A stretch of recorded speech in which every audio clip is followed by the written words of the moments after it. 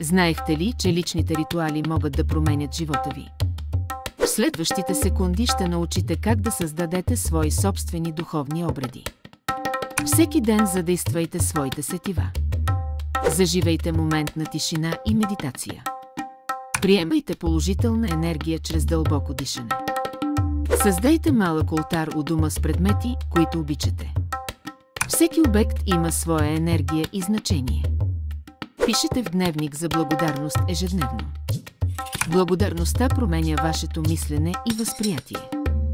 Свържете се с природата колкото е възможно повече. Ходете пеша, работете в градината или просто седете под дърво. Споделете тези практики с любимите си хора. Енергията ще се мултиплицира. Следвайте тези стъпки и ще почувствате промяната.